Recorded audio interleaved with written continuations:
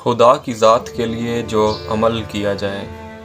اس کا بدلہ یوں تو آخرت میں ملتا ہے، لیکن بعض اوقات دنیا میں ایسے واقعات ظاہر ہوتے ہیں جو انسان کو بتاتے ہیں کہ خدا کے یہاں اس کا عمل مقبول ہوا یا نہیں۔ ایسا ہی کچھ حضرت آدم علیہ السلام کے دونوں بیٹوں کے مابین ہوا۔ حابیل اور قابیل دونوں بھائی تھے and they were belong to the first generation of Adam and Eve، اور حابیل اور قابیل کو ویسٹرن لٹریچر میں ایبل اینڈ کین کہا گیا ہے۔ علماء کا بیان ہے کہ حضرت حوا کے حمل میں ایک لڑکا اور ایک لڑکی پیدا ہوتے تھے، اور یوں ایک حمل کے لڑکے کا دوسرے حمل کی لڑکی کے ساتھ نکاح کیا جاتا تھا۔ جبکہ آدمی صرف حضرت آدم علیہ السلام کی اولاد میں منحصر تھے تو مناکحت کی اور کوئی سبیل نظر نہ آتی تھی۔ اس لیے دستور کے مطابق حضرت آدم علیہ السلام نے قابیل کا نکاح لیودا جو حابیل کے ساتھ پیدا ہوئی تھی، اور حابیل کا نکاح اقلیمہ جو کہ قابیل کے ساتھ پیدا ہوئی تھی کرنے کا فیصلہ کیا۔ اس فیصلے پر رضامند نہ ہوا تو حضرت آدم علیہ السلام نے اسے یہ کہا کہ تیرا نکاح اقلیمہ کے ساتھ حلال نہیں کیونکہ وہ تیری بہن ہے۔ اقلیمہ لیودا سے زیادہ خوبصورت تھی، لہٰذا قابیل نے حضرت آدم علیہ السلام کی یہ بات ماننے سے انکار کر دیا۔ تو اس کے بعد حضرت آدم علیہ السلام نے اسے یہ کہا کہ دونوں بھائی اللہ تعالیٰ کے حضور قربانی پیش کرو، اور جس کی قربانی قبول ہوگی اسے خاص منصب عطا فرمایا جائے گا۔ اور اس کے بارے میں پھر قرآن کریم کی ایک آیت میں ذکر ہے جو کہ کچھ اس طرح ہے، وَاتْلُ عَلَيْهِمْ نَبَأَ بَنِي آدَمَ بِالْحَقِّ، اور اے محبوب گرامی انہیں آپ حضرت آدم علیہ السلام کے دونوں بیٹوں حابیل اور قابیل کی داستان غم پڑھ سنائیے پوری سچائی کے ساتھ۔ اِذْ قَرَّبَ قُرْبَانًا فَتُقُبِّلَ مِنْ أَحَدِهِمَا وَلَمْ يُتَقَبَّلْ مِنَ الْآخِرِ، جب دونوں نے قربانی کی تو ایک سے قربانی قبول کی گئی اور دوسرے کی قربانی قبول نہ کی گئی۔ قَالَ لَأَقْتُلَنَّكَ، تو قابیل نے حابیل سے کہا کہ میں تمہیں ضرور قتل کروں گا۔ قَالَ إِنَّمَا يُتَقَبَّلُ اللَّهُ مِنَ الْمُتَّقِينَ، تو حابیل نے قابیل سے کہا کہ مجھ پر کیوں ناراض ہوتے ہو، میرا کیا قصور ہے، بے شک اللہ کریم پرہیزگاروں سے قبول فرماتا ہے۔ قابیل کسان تھا اور حابیل بھیڑ بکریوں کا کام کرتا تھا۔ حابیل نے اپنی محنت کی کمائی میں سے کچھ اللہ تعالیٰ کی راہ میں دی، اور اللہ تعالیٰ کے ہاں اس کی وہ قربانی قبول ہو گئی، اور اس قربانی کی برکت اس کے کام میں اور زندگی میں بھی نظر آنے لگی، اور اس کا نکاح بھی اقلیمہ سے ہو گیا۔ حابیل نے بھی اپنی زراعت کا کچھ حصہ اللہ تعالیٰ کی راہ میں دیا، لیکن وہ خدا کی برکت پانے سے محروم رہا اور اس کی شادی لیودا سے طے پائی۔ اقلیمہ جیسی خوبصورت عورت کو حابیل کی زندگی میں جاتا دیکھ کر اور اس کے کاروبار میں برکت دیکھ کر قابیل کے دل میں اپنے چھوٹے بھائی حابیل کے لیے حسد کی آگ بھڑکنے لگی، اور وہ حسد کی آگ اس قدر بھڑک چکی تھی کہ اس نے اپنے بھائی حابیل سے کہا کہ اب میں تمہیں قتل کر ڈالوں گا۔ حابیل نے قابیل سے کہا کہ اگر میری قربانی اللہ کے ہاں منظور ہوئی تو اس میں میرا کیا قصور ہے، اور تمہاری قربانی اس لیے قبول نہیں ہوئی کیونکہ تمہارے دل میں اللہ تعالیٰ کی ذات کے لیے خوف ہی نہیں ہے، تمہارے دل میں اس ذات کا ڈر ہی نہیں ہے جو کہ تم اس کی نافرمانی کرنے پر آ گئے ہو، اور مجھ سے حسد کرنے کی بجائے اور مجھے قتل کرنے کی بجائے تمہیں اپنی اصلاح کرنی چاہیے۔ مگر حسد اور بغض کی آگ جب کسی کے دل میں جنم لیتی ہے تو وہ اس کو اس قابل ہی نہیں چھوڑتی کہ وہ اپنی عقل و فہم کا استعمال کر کے اپنی غلطیوں کا جائزہ لے۔ اس کے دل میں بس ایک ہی بات ہوتی ہے، اس کی زندگی کا ایک ہی موٹیو ہوتا ہے کہ کسی طریقے سے بھی وہ اپنے مفروضہ حریف کو خاتمہ کر دے۔ اس کے لیے وہ ڈیفرنٹ قسم کی پلاٹنگ کرتے ہیں، اور یہ مثال قابیل کی جو یہ خصوصیت ہے یہ اب ہم انسانوں میں بھی پائی جاتی ہے۔ جب ہم کسی کے کاروبار میں برکت دیکھتے ہیں، کسی کی زندگی میں اس لحاظ سے برکت دیکھتے ہیں کہ اس کے والدین ابھی حیات میں ہیں، اس کا گھر بار اچھا ہے، اس کی اولاد ہے، تو ہم بھی اس سے حسد کرنے لگتے ہیں، بجائے یہ کہ ہم اپنی اصلاح کریں۔ ہماری تمام جو انرجی ہوتی ہے اور جو انرجی کی ڈائریکشن ہوتی ہے وہ اس شخص کو تباہ و برباد کرنے میں لگ جاتی ہے۔ تو یہ حسد اور بغض کی پہلی مثال تھی۔ اب قابیل نے حابیل کو جب یہ کہا تو کہ میں تجھے قتل کرنا چاہتا ہوں، اب آپ اپنے ٹائم فریم میں اس چیز کو رکھیں کہ کوئی آپ سے آ کے کہے کہ میں تمہیں قتل کرنا چاہتا ہوں، تو آپ کا جواب کیا ہوگا؟ یقیناً آپ ریٹیلیٹ کریں گے۔ آپ سوچیں گے کہ اس سے پہلے کہ یہ مجھے قتل کر دے، کیوں نہ میں اس کو قتل کر دوں۔ That will be the first response of your instinct۔ لیکن خدا کے اس نیک بندے نے کیا کہا؟ آئیے وہ پڑھتے ہیں۔ لَئِن بَسَطتَ إِلَيَّ يَدَكَ لِتَقْتُلَنِي، اگر تو میری طرف قتل کے لیے ہاتھ بڑھائے گا، مَا أَنَا بِبَاسِطٍ يَدِيَ إِلَيْكَ لِأَقْتُلَكَ، تو میں پھر بھی تیری طرف ہاتھ نہیں بڑھاؤں گا کہ میں تجھے قتل کروں۔ انی اخاف اللہ رب العالمین، اور میں تو اللہ سے ڈرتا ہوں جو کہ تمام جہانوں کا پروردگار ہے۔ حابیل کا اپنے بھائی قابیل کو یہ جواب دینا یہ ثابت کرتا ہے کہ that was the behavior of the eternal spirit، کہ نیگیٹیوٹی میں بھی پازیٹیوٹی کو آپٹ کیا اس نے، اور اس کا ایسا رسپانس کرنا خوف الہی کی وجہ سے تھا کہ وہ اللہ تعالیٰ سے ڈرتا تھا، اور اس نے یہ سوچا کہ اگر ہمیں کہتے ہوتے ہیں کہ اینٹ کا جواب پتھر سے دو، so that is wrong proverb, کہ انسان کو ایسے ہونا چاہیے زندگی میں، کیونکہ زندگی میں سم ٹائمز ایسے سرکمسٹانسز ہوتے ہیں کہ آپ پریشانی میں مصائب میں گرے ہوتے ہیں، اور آپ کو جب کوئی چیز سمجھ نہیں آ رہی ہوتی، so you always took the wrong ways. اور اسی طرح سم ٹائمز ایسے ہوتا ہے کہ کئی جگہوں پہ آرگیومنٹس ہوتے ہیں، there are some differences, there are some disputes, بعض جھگڑے، بعض معاملات کسی بھی وجہ سے ہو سکتے ہیں کہ اوپینین سیم نہیں ہوتے، تب ایک دوسرے جب اوپینین سیم نہیں ہوتے تو تب اس طرح کے سرکمسٹانسز کریٹ ہوتے ہیں، لیکن ان رسپانسز میں بھی پازیٹیوٹی کو شو کرنا، I think that is the able culture and response of positivity in negativity۔ یہ بہت مشکل کام ہے، اور یہ وہی انسان کر سکتا ہے جس میں خوف الہی، the fear of God جس میں ہو، اور جو لوگ اللہ تعالیٰ پر اپنا معاملہ چھوڑ دیتے ہیں۔ اب دیکھیں اس سے بیٹر تو کوئی ایگزامپل نہیں کہ وہ اس کو کہہ رہا ہے کہ میں تمہیں قتل کر دوں گا، اور وہ اس میں بھی یہی رسپانس کر رہا ہے کہ میں تمہیں قتل نہیں کروں گا کیونکہ میں اللہ تعالیٰ کی ذات سے ڈرتا ہوں۔ اور اس مکالمے میں ایک اور رول جو ہے وہ امپلیمنٹ کیا گیا ہے، وہ یہ کہ مسلمان اور ایک مسلمان کی دوسرے مسلمان کے ساتھ لڑائی کو اللہ تعالیٰ نے حرام قرار دیا ہے، اور حابیل کا قابیل کو یہ رسپانس کرنا اس بات کا مصداق ہے کہ ان سرکمسٹانسز میں بھی جب ایک مسلمان دوسرے مسلمان پر چڑھائی کر رہا ہو اور اس کے جان کے پے در پہ ہو، عظیمیت اسی چیز میں ہے کہ ان حالات میں بھی وہ مسلمان دوسرے مسلمان کا جو خون ہے اپنے اوپر حلال نہ کرے،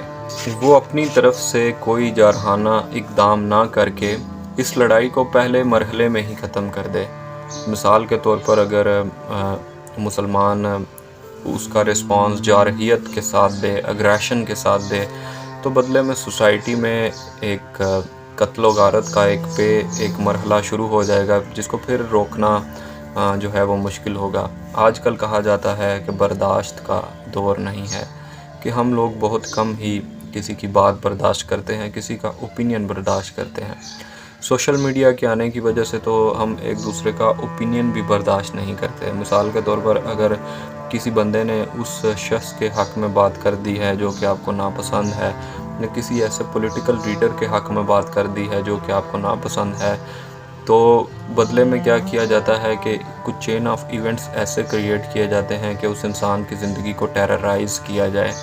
تو جو یہ مثال ہے، اس کا یہ مکالمہ ہے، وہ اس چیز کی اگزامپل دیتا ہے کہ ایک مسلمان دوسرے مسلمان کے ساتھ جب اس کی لڑائی ہو جاتی ہے تو وہ یہی اجتناب کرے کہ اگر یہ اس کی طرف سے معاملہ جو ہے وہ کول ڈاؤن نہیں ہو رہا تو اللہ تعالیٰ کی ذات کے لیے، اس کی ذات کے لیے، اس کی خوشنودی کے لیے، کیونکہ اس نے یہ حرام قرار دیا ہے۔ ہم دیکھیں کہ ہمارے علماء اور ہمارے لوگ اکثر آپس میں کہتے ہیں کہ فلاں چیز حرام ہے تو وہ نہیں کرنی چاہیے۔ تو اگر ہم اس چیز کو بھی ایک رول امپلیمنٹ کیا جائے کہ ایک مسلمان کا دوسرے مسلمان کے ساتھ لڑنا حرام ہے، جس کی مصداق یہ آیت بھی ہے، تو جو انٹرنل افیئرز ہیں، جو لڑائیاں ہیں، جو جھگڑے ہیں، وہ بہت کم ہوں گے۔ آج کل تو لوگوں میں برداشت کی اتنی کمی ہے کہ اگر کبھی آپ روڈ سائڈ پہ نکلیں تو آپ دیکھیں گے کہ رکشے والا گاڑی والے کے ساتھ لڑ رہا ہے، دکاندار اپنے گاہک کے ساتھ لڑ رہا ہے، دو لوگ چھوٹی سی بات میں آپس میں جھگڑا کر رہے ہیں۔ تو ہم میں جو برداشت کا مادہ کم ہو گیا ہے وہ اس لیے ہے کیونکہ ہم نے جو حابیل کا کلچر ہے اس کو چھوڑ کر ہم قابیل کے کلچر پر چل پڑے ہیں۔ قابیل کا کلچر حسد اور بغض کا کلچر تھا۔ اس کا کلچر تھا کہ پازیٹیوٹی بھی اگر آپ کی طرف آ رہی ہے تو اس کا جواب نیگیٹیوٹی سے دیا جائے۔ تو قابیل کا جو کلچر ہے کہ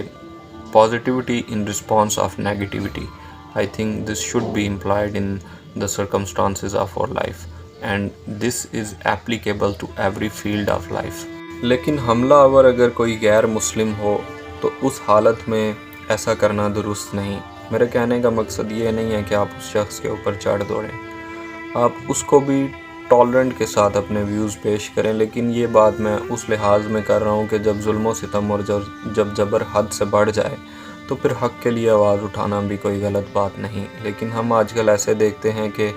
مسلمان کے ساتھ تو جارحیت پسندی کے ساتھ پیش آتا ہے، لیکن مسلمان غیر مسلموں کے ساتھ ٹیبل ٹاکس پر آ جاتے ہیں، جو کہتے ہیں کہ ایک میز پر بیٹھ کر پیس کی بات کی جائے۔ لیکن اگر یہی بات مسلمان ایک دوسرے پہ لاگو کرنے پہ آئیں تو ان کا تھوڑا رد عمل جو ہے وہ تھوڑا مختلف ہوتا ہے۔ تو جہاں پہ ان کو جارحیت پسندی اپنانی چاہیے وہاں پر وہ پیس ٹاک کا سلوگن جو ہے وہ یوز کرتے ہیں، اور جہاں پر جارحیت پسندی نہیں اپنانی چاہیے، جہاں پہ پیس ٹاک ہونا چاہیے، وہاں پہ مسلمان گتھم گتھا ہو جاتے ہیں۔ سو دیٹ از آلسو پرسپیکٹیو جو کہ میرے ذہن میں ہے۔ انی ارید ان تبوء باسمی و اسمک فتکون من اصحاب النار، اور میں تو یہی چاہتا ہوں کہ تو اٹھا لے میرا گناہ اور اپنا گناہ، پس تو دوزخیوں میں سے ہو جائے۔ وذالک جزاء الظالمین، اور یہی جزا ہے ظلم کرنے والوں کے لیے۔ اس آیت میں ایک اور خوبصورت جو ہے وہ قانون ہے، وہ یہ کہ جب دو مسلمان ایک دوسرے کی بربادی کے در پہ ہوں تو جو دونوں میں گناہ ہے وہ تقسیم کر دیا جاتا ہے، ان دونوں کے گناہ آپس میں تقسیم کر دیے جاتے ہیں۔ مثال کے طور پر اگر دو مسلمان بھائی